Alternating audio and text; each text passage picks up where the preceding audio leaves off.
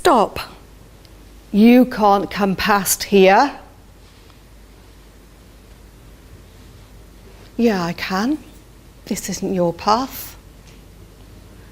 Go back, little girl. This is my path.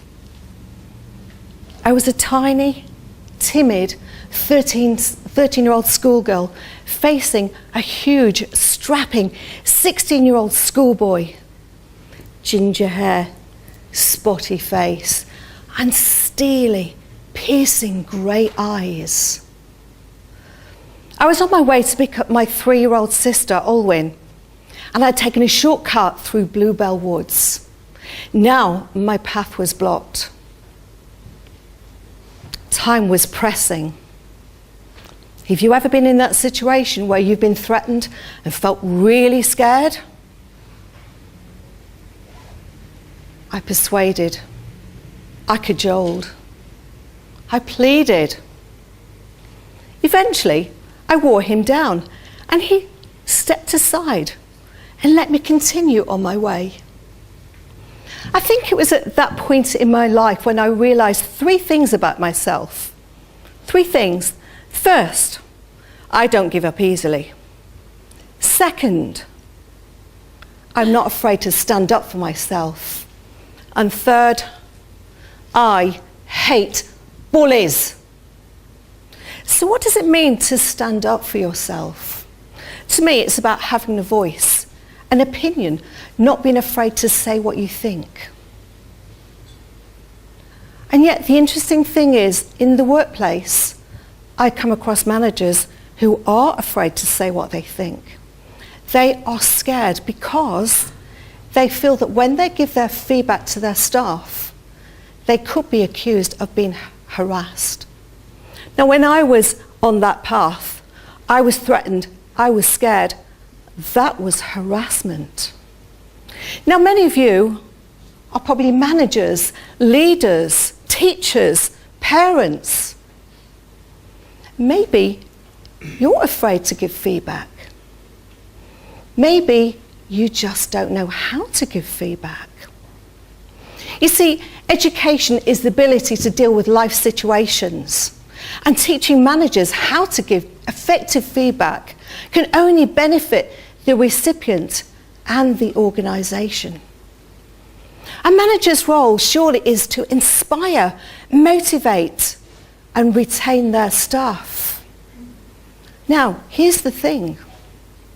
Gallup research has shown that 50% of employees leave their employment because of their managers. There's a clue there. Feedback and leaving.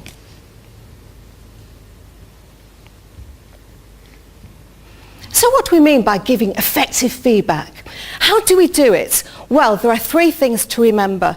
The first one, we talk about the praise sandwich, or think about it as a burger bun. Bread, meat, bread. Start off with a positive statement. Something that the recipient is doing really well. Then you need to get on to that meaty subject. What are they not doing quite so well? What could be improved? And that third, that bread, that positive statement again. What are they doing really well overall? That's number 1. Number 2, your body language must be in rapport. Now, what do I mean by that? What I mean is your eyes must be telling the true story. But be careful that your mouth and tone of voice don't give away what it is that you're really thinking. The third thing is be non-judgmental. Have the belief that that person in front of you can benefit from your feedback and will develop to their full potential with your help. My family always used to say to me that I was stubborn. And I hated that word, stubborn. I decided to turn stubborn into determination. And that determination enabled me at 50 to do a master's course, even though I'd never been to university. The skills I learned on that course made me into a better manager, negotiate a pay rise, and more importantly, got the company to pay for my course. So, in conclusion, 3 things we must remember. Anybody want to help me? First thing, praise sandwich. Second, body language. Third thing, be non-judgmental. You almost got it. Education is the ability to deal with life situations. And as John Dewey, the philosopher said, education isn't a preparation for life. Education is life itself. Thank you.